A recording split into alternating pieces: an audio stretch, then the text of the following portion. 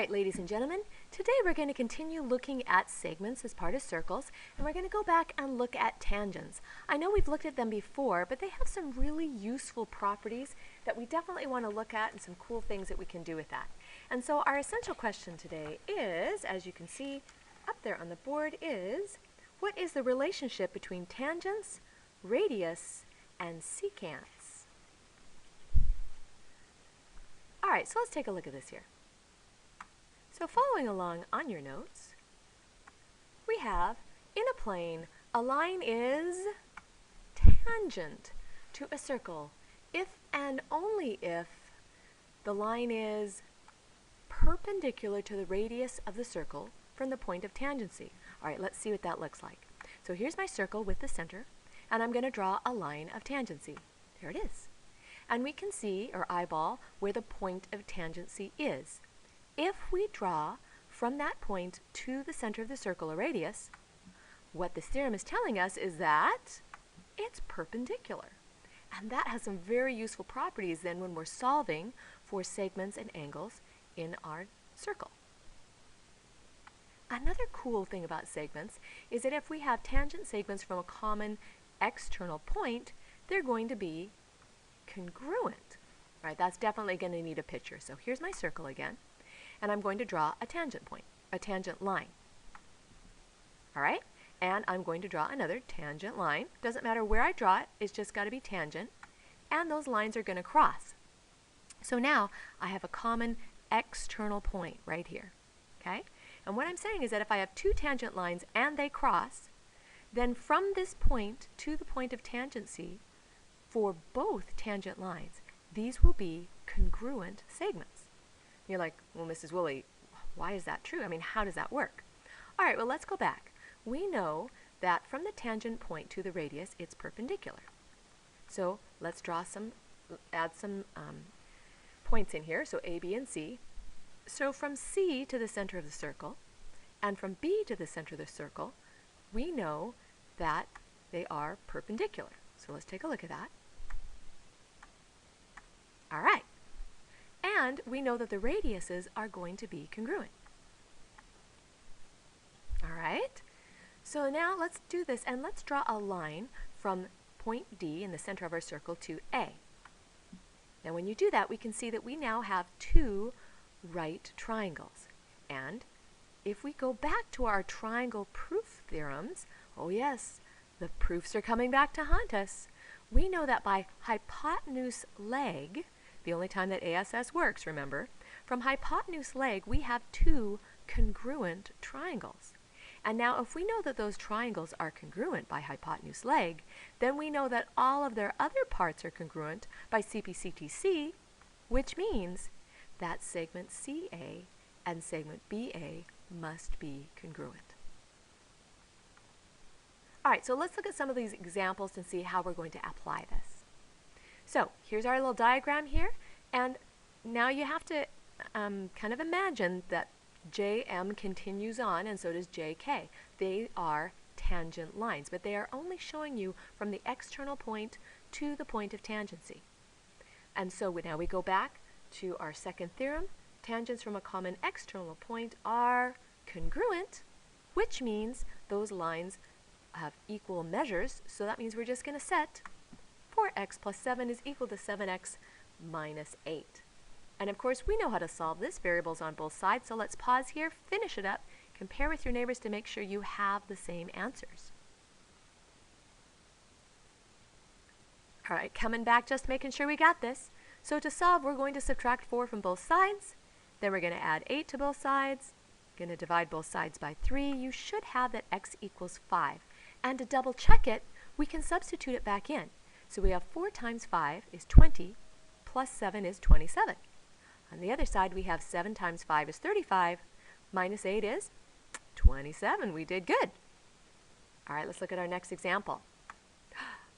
Oh, this looks exactly the same, except, oh, I have an x squared up here.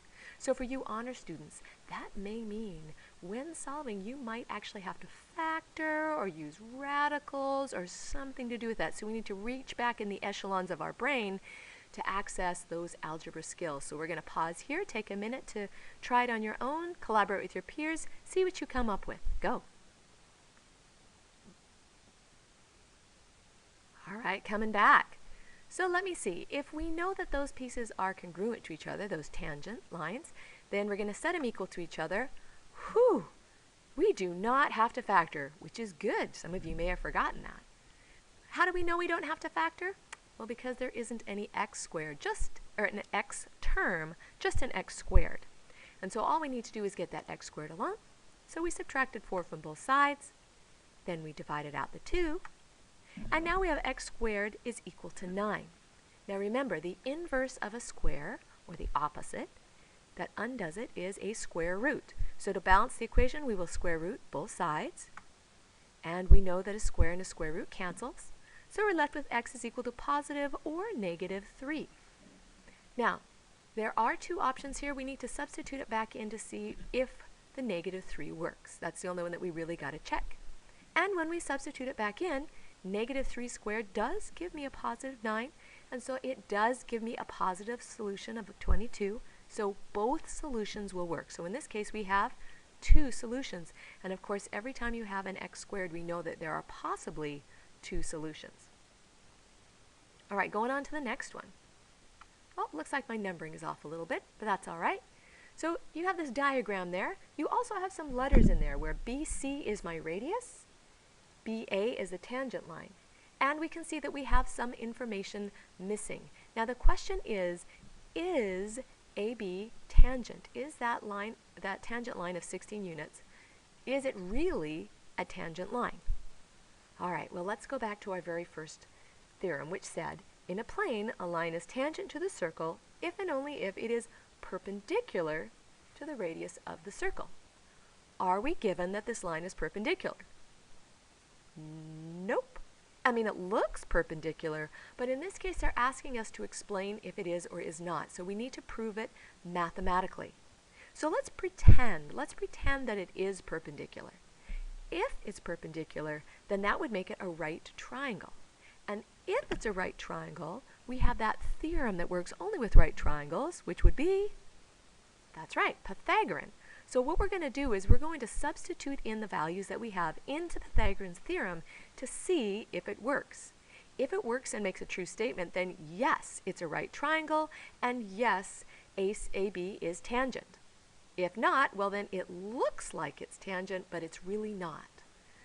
We can also see that we have some information missing up there. We have only been given this little external piece here of 11. We need to know what else we have here to get that whole hypotenuse there if we're pretending this is a right triangle. So, well, how do I know what this is? It doesn't tell me. But if we're paying attention here, this is the radius, and wait a minute, so would this. So what we're going to do is we know now the whole hypotenuse is 11 plus 8. So our hypotenuse is going to be 19, and remember that makes sense because it has to be the longest side. And we substitute it into Pythagorean's theorem. And now all we got to do is verify, does it work? So we'll use our calculators here to get our numbers. So 361 is equal to 64 plus 256. And we add that together, it should equal 361, and oh, it does not. Okay, well, if it does not equal each other, then this is not a right triangle. Looks like it's an obtuse triangle. It is just slightly off, so we cannot trust our eyes here. It's super, super close, but it is not a right triangle, so no, it's not a right triangle, and AB is not tangent. It looks like it, but it is not. All right, let's flip over our page to our other examples. All right, this one's fairly straightforward, so use the same concepts. This time you are given that AB is a tangent line. You're asked to solve for x, so we're going to pause here and give you a chance to do that on your own. Go. All right, coming back, let's just double check our answers. Setting up with Pythagorean, we have that the hypotenuse is 80 and the radius is 48, for either our A or B, and we solve it. And remember, when we are getting a squared, the inverse of a square is a square root, so we square root both sides. The square and the square root cancel, and we're left with A is equal to 64. Hopefully that is what we all got. right, our last example here is quite interesting. It seems and appears to be a very complicated question and not enough information given to us. Like, how are we supposed to know? We weren't given a radius, there's no perpendicular lines. I'm just really not sure what to do here, Mrs. Woolley. So what we need to do is we need to go to the second theorem that we had, which said tangent segments from a common external point are what? Congruent. So now you're going to ignore this half of the picture. You're only going to look at this half right here, this half right here. So we see from this tangent point to here is 5 units. Do notice that this line is a tangent. It's one big long giant tangent, but there is my tangency point. So if I look at just this half of the picture, I have my dunce cap. I have 2 tangent lines going to the same external point, which means if this part of the tangent line is 5, this tangent line is also 5. And now if I ignore this and go to this half over here, hey, check this out. I have a tangent line from here to here, and then it's also tangent to this point right here. So that would mean this unit distance right here is the same as this side. So really this is just 5 plus 7.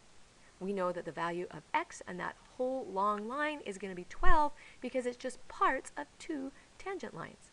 Okay, so do make sure you're decomposing these pictures to come up with a strategy. Sometimes they're a lot easier than we think.